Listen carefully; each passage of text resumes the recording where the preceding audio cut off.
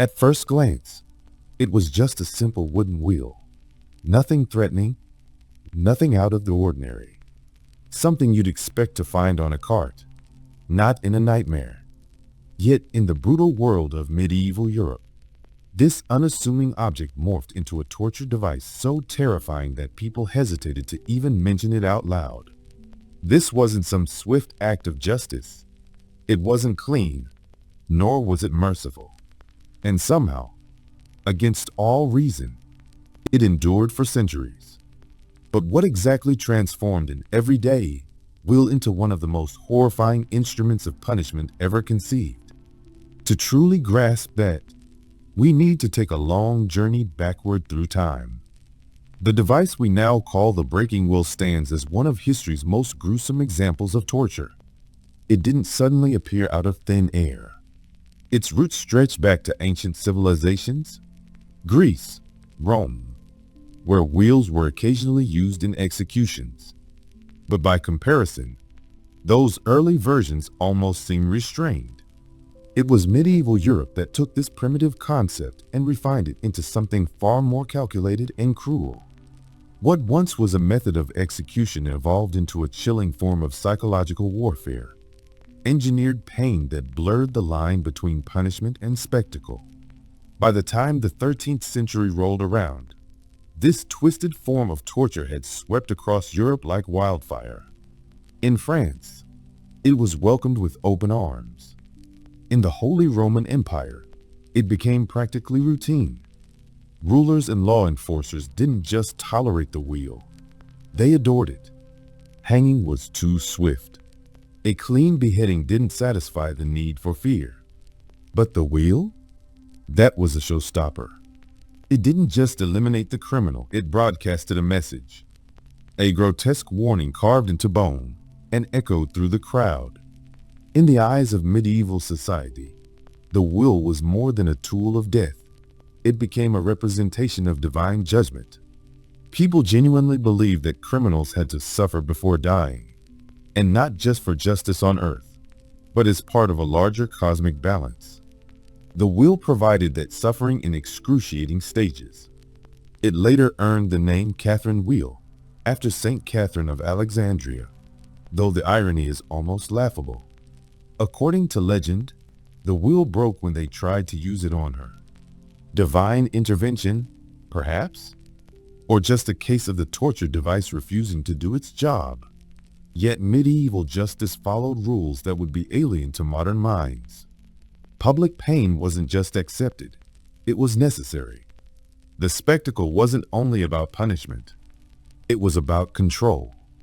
The wheel wasn't just a method to kill, it was a performance meant to imprint terror in the minds of everyone who watched. To truly understand the horror, you have to look at the wheel itself. It wasn't just a wheel. It was a highly engineered structure, typically around 6 feet in diameter, crafted with brutal precision. The setup wasn't random. Victims were carefully arranged, sometimes placed on wooden frames underneath the wheel, their limbs bound in deliberate positions. Every tie, every strap, was calculated like the seating chart at a royal wedding.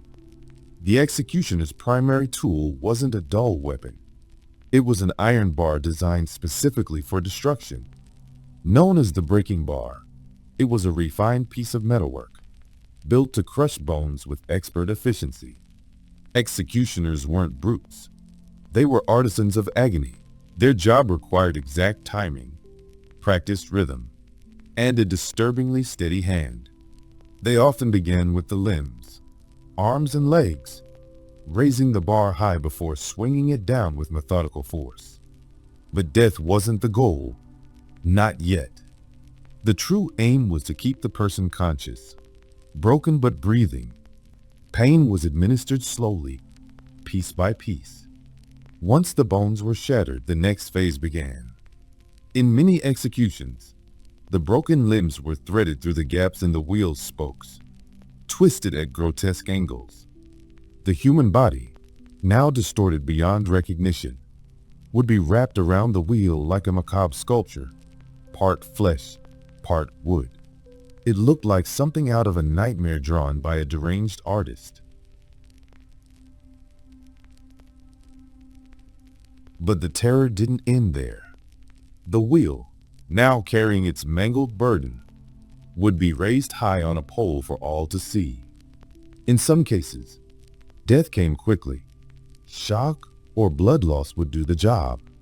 But many suffered far longer. They were left exposed to the elements. Rain soaked the wounds. The blazing sun dehydrated the body. Winter winds froze what little life remained. Nature itself became part of the punishment. The breaking wheel wasn't used for petty crimes. It was reserved for what medieval society deemed the worst offenses: murder, arson, treason. But justice back then wasn't predictable. Guilt or innocence often took a back seat to things like social standing. If you were poor, you were far more likely to face the wheel. The rich had resources, advocates, bribes, connections. For them, a trial might mean a fine. For the poor, it meant the wheel. Some truths, it seems, have never changed. Women were rarely subjected to the breaking wheel, but not because of chivalry. Authorities assumed their bodies were too fragile and that they would die too quickly under the torture, defeating the purpose of prolonged agony. Trials were a farce. Confessions extracted under torture were perfectly valid. Evidence could be flimsy or entirely fabricated. And if religion got involved, things got even worse. Religious conflict turned ordinary differences into death sentences. Practicing the wrong faith during turbulent times could be labeled treason. Speaking out against royalty? Treason. Failing to pay taxes? Possibly treason. Gossiping about the king's family? That too could lead to the wheel. And if you had a prior record, forget it. A past reputation was often enough to doom someone. In small communities, everyone knew who had a rough history. That alone could be the deciding factor. But perhaps the most unsettling part of all wasn't the torture. It was how much people enjoyed it. Public executions became major community events. Townspeople marked their calendars in anticipation. Vendors sold food. Families packed picnic baskets. Parents brought children as if it were a lesson in morality. Some even called it character building. It wasn't just punishment. It was entertainment. Crowds roared when a blow landed with precision. They jeered if they thought the executioner was going too easy.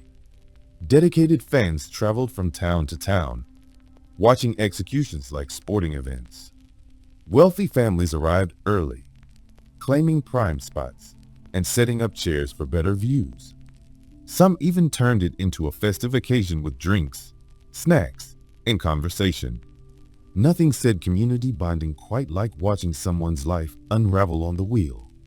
In medieval times, executions weren't just grim spectacles. They were events laced with disturbing forms of entertainment. One of the more chilling examples? Gambling. Crowds would place bets on all sorts of brutal outcomes. How long the condemned would cling to life, which bone would crack first, or even what haunting last words might escape their lips. The public found a way to turn even systematic torture into a thrilling pastime. And attending wasn't always a choice. Social expectations were sharp. If you were considered a respectable member of society, skipping a major execution could easily raise suspicions about where your loyalties lay. But what about the ones who didn't just watch, but carried out these punishments? The medieval executioner held one of society's most paradoxical roles. They were absolutely necessary for law and order, yet they were treated like pariahs. Everyone relied on their services, but no one wanted them around. It was the kind of job with unmatched job security, yet came with zero respect, no status, and total isolation.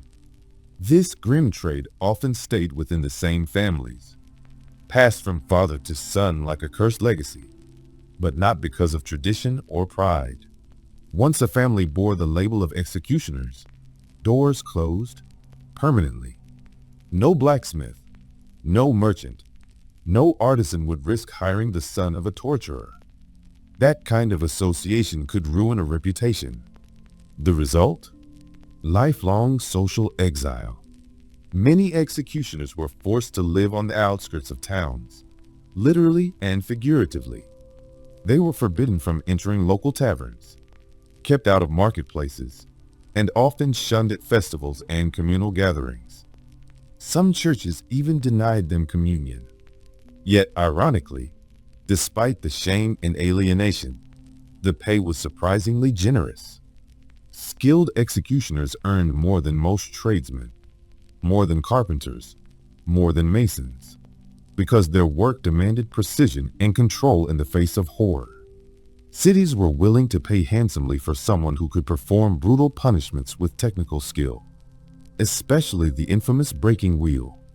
It wasn't just about strength. It required in-depth anatomical knowledge, careful timing, and years of harsh apprenticeship. The goal wasn't to kill quickly, but to cause prolonged suffering. In a twisted way, these men were the doctors of destruction, masters not of healing, but of pain.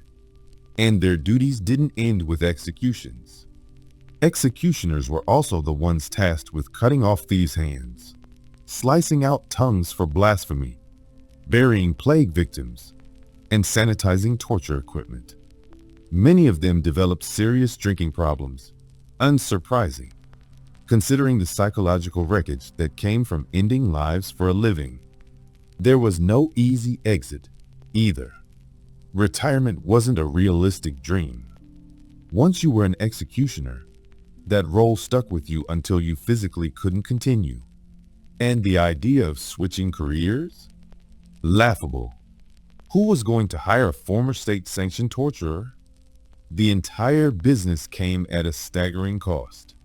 Towns treated executions like large-scale civic projects. They had to be budgeted, coordinated, and executed, no pun intended, with precision, especially when it came to will executions. These were not cheap affairs. Crafting a proper breaking will required significant investment. You couldn't just slap one together from leftover wood. A collapse mid-execution would be a political disaster, and a deeply embarrassing one at that. Every part of the wheel had to be custom built. The iron bars used to break bones had to strike the perfect balance. Too light, and they wouldn't do enough damage. Too heavy, and they'd kill too quickly. Blacksmiths, carpenters, and rope makers all contributed, each demanding their fair cut.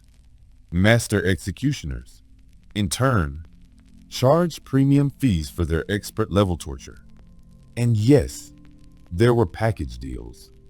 Some executioners offered full-service options: hangings, beheadings, will executions, whatever the local authorities needed.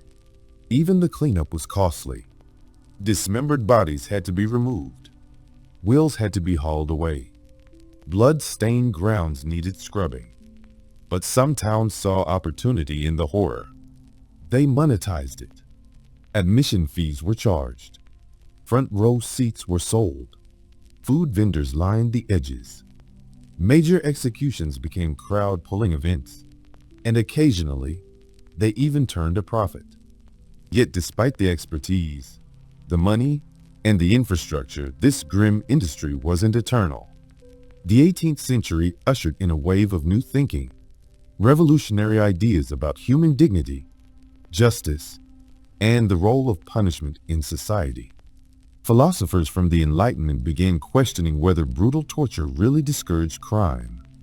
Maybe, they argued, justice should be about proportion. Maybe breaking bodies in the public square wasn't the pinnacle of civilization. These ideas took root fast. Reform began slowly but steadily. In 1740, Prussia became the first to abolish torture. Other German states soon followed suit. France abandoned most torture-based punishments during its revolution. The final legal breaking will execution happened in 1841 in Prussia. A man convicted of multiple murders was its last victim. After centuries of methodical, state-sponsored bone breaking, the wheel era ended, not with an explosion, but with a signature on a legal document. Financial sense played a role in ending it all. Towns began to realize they didn't need to drain their coffers to maintain order. Simpler, cheaper executions worked just as well. And as policing and criminal investigation advanced, the need for confessions extracted through agony began to fade. Today, the breaking wheel survives mostly in museums, its terror forgotten, reduced to a dusty relic. A few old European coats of arms still bear its image, though most people have no idea they're staring at a symbol of medieval torture. Now, the wheel stands for motion, industry, progress, not pain. But its disappearance meant more than just retiring a brutal tool. It marked the end of an age where justice was about suffering in public, and silence screamed louder than truth. Still, have you ever wondered if any modern symbol we see daily might secretly come from something far darker? If forgotten horrors and hidden truths fascinate you, be sure to like, share, and subscribe to Vassal Truths, where the past speaks louder than you'd expect.